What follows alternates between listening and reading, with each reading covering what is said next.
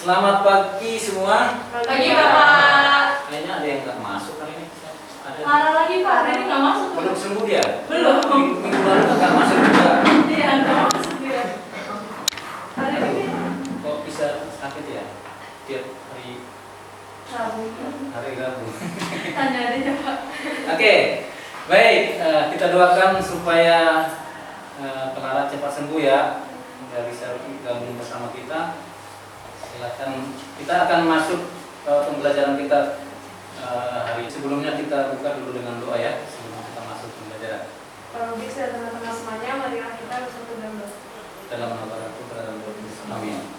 Selamat pagi ya Tuhan. Hari ini kami akan melaksanakan pembelajaran mengenai bunuh diri dan eutanasia. Semoga kami dapat mengerti apa yang diajarkan pada hari ini. Amin. Amin. Dalam nama Putra dan Roh Kudus. Amin. Terima kasih Mega membuka kita dengan doa dan menyampaikan tema kita juga tentang bunuh diri dan eutanasia. Nah, masalah berikut yang akan kita bahas hari ini adalah bunuh diri dan eutanasia. Masih ingat kejadian yang lalu bahwa ada siswa yang bunuh diri karena putus pacar. Hati-hati ya. Nah, gara-gara pacaran gagal lalu bunuh diri. Ini terlalu. Saya bunuh diri tindakan yang tidak dibenarkan. Ada juga yang karena katanya stres banyak tugas. Ini loh di kalangan kalian yang sekolah ini ya, yang belajar. Ada peserta didik yang karena banyak tugas katanya dia nggak bisa melakukan semua tugas-tugasnya, akhirnya dia stres dan depresi lalu bunuh diri. Manfaatnya apa ini untuk kita pelajari hari ini? Supaya kita menghargai hidup kita dan tidak membiarkan teman kita dalam depresi ya, kalau ada masalah supaya dia terluka. Nah, sebelumnya kembali, nah ya kita lebih bersemangat dong. Ya kita lebih bersemangat ya. Kita buka pembelajaran kita dengan YL 36. SMA 36. Jaya, jaya, jaya. Mari bersama Hebat semua. Orang-orang yang istimewa, orang-orang yang hebat yang diciptakan Tuhan. Kita harus menghargai satu sama lain. Oke? Baik. Tujuannya apa? Yaitu pertama memahami apa itu arti bunuh diri dan eutanasia, ya kan? Dua, kita bisa menganalisis itu kasus bunuh diri dan eutanasia, apa penyebab dan apa akibat dari tindakan itu. Menjelaskan pandangan tentang menjelaskan beberapa pandangan tentang bunuh diri dan eutanasia. Apa pandangan gereja kita suci terkait dengan bunuh diri dan eutanasia? Lalu apa ajaran gereja tentang bunuh diri dan eutanasia? Kemudian adakah undang-undang? Nah, kita mengetahui apa isi dari undang-undang negara atau KUHP ya, berkaitan dengan eutanasia terutama ya, eutanasia. Lalu yang berikutnya, bagaimana cara kita untuk mencegah supaya tidak terjadi bunuh diri dan eutanasia. Biasanya itu yang bunuh diri banyak kan terjadi di negara-negara maju, berkembang seperti Jepang, tingkat bunuh dirinya tinggi. Di Amerika, Korea, itu negara-negara umumnya adalah negara-negara yang. Pertanyaan-pertanyaan yang bisa muncul apa arti eutanasia? Mengapa terjadi? Apa akibatnya terjadi eutanasia itu? Ya, bagaimana cara mencegahnya? Itu kan ya. Nah, oke, berdasarkan itu pertanyaan-pertanyaan itu kita masuk dalam kelompoknya mencari sumber-sumber berkaitan dengan eutanasia ya. Silakan. Ada kelompok yang sudah dibentuk ya kemarin minggu lalu sudah? Ya? Sudah ya? Oke, masih kita dalam kelompok dan silakan di dalam kelompok mencari sumber-sumber terkait dengan bunuh diri dan eutanasia. Oke, silakan kelompok 1. Selamat pagi Bapak Ibu dan teman-teman. Selamat pagi. Hari ini kami dari kelompok 1 akan mempresentasikan hasil diskusi kami. Ya. Dimulai dari arti eutanasia. Eutanasia adalah tindakan yang bertujuan untuk menghilangkan penderitaan seseorang dengan mengakhiri hidupnya. Yang kedua, jenis-jenis eutanasia. Dari segi pelaku, yaitu compulsory euthanasia. Artinya orang lain yang memutuskan kapan hidup seseorang akan berakhir. Yang kedua, voluntary euthanasia, yaitu orang itu sendiri yang minta untuk mati. Dari segi cara, yang pertama ada euthanasia aktif, yaitu mempercepat kematian seseorang secara aktif dan terencana. Yang kedua ada euthanasia pasif, yaitu melalui obat-obatan. Yang ketiga, penyebab euthanasia. Yang pertama, menderita gangguan mental. Yang kedua, mengalami kekerasan psikologi atau perundungan. Yang ketiga, menderita penyakit parah. Yang keempat, menderita tekanan batin. Yang terakhir, menderita masalah kehidupan. Lalu ada akibat dari euthanasia, yaitu bisa penjara dan dosa. Ada kelompok lain yang menanggapi? Contoh dari eutanasia pasif. Oh, contoh dari eutanasia pasif.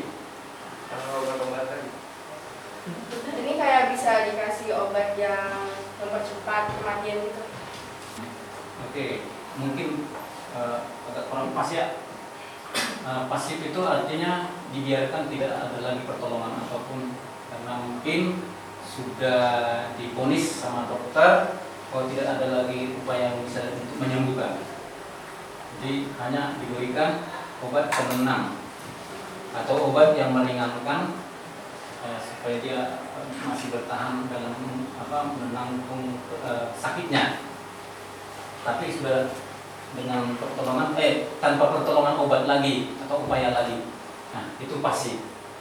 Ya, kalau aktif tadi, nah itu tadi yang disuntik atau dilepaskan semua peralatan tidak dilakukan lagi pertolongan, padahal sebenarnya masih bisa dilakukan pertolongan. Itu yang aktif. Ya, oke, baik. Ada lagi? Saya mau nanya. Oke, silakan.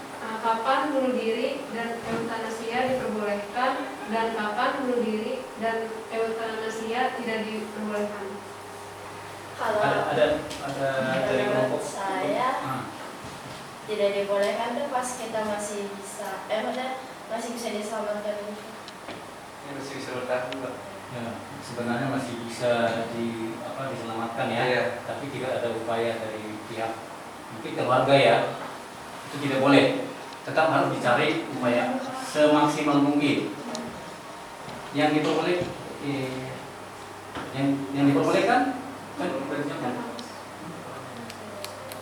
yang tadi Jadi dibolehkan. ya ialah yang Kalau dokternya udah setuju, Pak.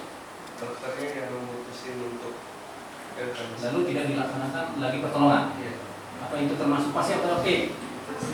Pas, tidak dilakukan lagi apa-apa kecuali meringankan obat, itu namanya pasif dan itu masih bisa ditolerir oleh gereja. Cukup? Oke, kita tepuk tangan untuk kelompok 1. Oke, makasih kelompok 1, silakan. Selamat siang teman-teman dan Pak Lubis. Selamat siang. Kami sekarang akan mempresentasikan hasil diskusi kelompok kami, yaitu kelompok 2. Soal yang pertama adalah apa isi pokok dari Mazmur 56 ayat 14, Markus 8 ayat 37 dan Ibrani 14 ayat 14. Ya. Sudah undang-undang ya? Ya. Selanjutnya nomor 2, rencana aksi apa saja yang bisa dilakukan untuk mencegah terjadinya kasus bunuh diri dan eutanasia. Untuk pencegahan bunuh diri mungkin kita bisa mendampingi orang yang emang katanya udah menyerah nih di hidupnya kan. Jadi kita mendampingi, kita temani, terus kayak kita bikin dia untuk nyaman dengan kehidupannya supaya dia nggak ada kepikiran untuk bunuh diri juga. Kalau eutanasia untuk orang yang misalnya dianya sakit terus dia pengen bunuh diri, maksudnya pengen ikut eutanasia dengan sakit mati, mungkin cara pencegahannya tuh dari dokternya untuk tidak melaksanakan itu ya, dan keluarganya juga mencegah untuk terjadi kejadian itu juga. Kalau misalnya dari segi keluarganya yang mau dia di eutanasiain itu karena mungkin saja ekonomi, mungkin bisa nyari jalan lain ya supaya eutanasianya tuh nggak dilakuin dengan cara mungkin ikut BPJS. Iya, mencari bantuan. Iya. Oke. Selanjutnya, jenis euthanasia mana yang secara moral masih ditolerir oleh gereja? Jenis ini tuh yang pasif. Jadi ketika dokter itu udah menyatakan bahwa dia tuh udah nggak bisa disembuhin lagi, penyakitnya udah parah, jadi perobatannya tuh dihentikan dan dikasihnya tuh untuk penenangan aja supaya jangan terlalu sakit gitu. Iya. Nah, gitu sih. Nah, yang selanjutnya kita ada buat poster. Oke, Kita silakan. ajarkan untuk Apa itu? menghentikan bunuh diri. Nah, ini Ya. dia posternya. Bunuh diri bukan solusi. Oke. Terima kasih kelompok 3 Iya. sudah berupaya luar biasa. Semua kelompok sudah mempresentasikan yang terbaik ya dari semua kelompok ya. Iya, Pak. Oke, baik. Mari kita simpulkan apa kesimpulan dari pembelajaran kita hari ini. Pertama, euthanasia adalah pengertiannya ya, itu suatu cara untuk mempercepat kematian. Itu sama dengan aborsi. Nah, salah menurut ajaran gereja kalau langsung, ya kan? Kalau langsung dan aktif itu yang salah, itu masuk dosa. Artinya langsung, artinya ada sesuatu yang dilakukan untuk mempercepat kematian orang. Banyak penyebab orang bunuh diri tadi sudah. Apa penyebab orang bunuh diri? Karena biasanya karena mengalami depresi. Artinya itu dari orang yang bunuh diri ya, tidak tahan menjalani hidupnya dengan depresi yang dia lakukan, ya kan gitu ya. Iya. Nah, yang disampaikan. Oke, akibatnya apa? Akibat dari bunuh diri itu apa? Tadi adalah bertentangan dengan iman kita karena nyawa itu adalah hak Allah. Karena Allah lah yang memberikan nyawa, tak seorang pun yang bisa mengambil nyawa dari orang lain. Tidak boleh. Itu namanya membunuh, ya. Baik diri sendiri maupun orang lain. Itu sama saja dosanya ya. Nah, terhadap euthanasia itu sama saja. Si orang yang yang mengalami, biasanya karena orang itu tidak lagi tahan karena sakitnya, menahan sakitnya, dan dia kepingin bunuh diri. Nah, itu termasuk yang aktif. Kalau dia sendiri bunuh, dia minta untuk disuntik, itu namanya voluntary euthanasia. Dia minta ya dimatikan mesin, itu termasuk bagian yang tidak dibenarkan ya. Lalu undang-undang kita ada juga yang tidak membenarkan ada hukuman KUHP 344 12 tahun penjara loh untuk yang melakukan euthanasia, artinya membantu melakukan euthanasia. Tidak boleh ya. Dokter kalau ada kasih tahu tanpa persetujuan orang itu, atau biarpun dengan persetujuan orang itu dilakukan sesuatu tindakan untuk mempercepat kematian, itu termasuk hukuman pidana, masuk penjara. Baik, saya kira itu saja kesimpulan kita, pembelajaran kita hari ini. Baik, kita tutup pertemuan kita dengan doa. Saya minta ada yang membantu dalam doa. Silakan. Teman-teman yang bagus, setelah kita berdoa dalam nama Bapa, Putra, dan Roh Kudus. Ya Tuhan, terima kasih Tuhan untuk kegiatan pembelajaran hari ini Tuhan mengenai bunuh diri dan euthanasia. Berkatilah kami Tuhan supaya pembelajaran hari ini bisa berguna bagi kehidupan kami masing-masing. Terima kasih Tuhan untuk semua berkat yang Kau beri kepada kami. Kami ucap syukur dalam nama Yesus. Amin. Amin. Dalam nama Bapa dan Putra dan Roh Kudus. Amin. Sekali lagi kita tepuk tangan untuk kita semua. Oke, makasih. Sampai ketemu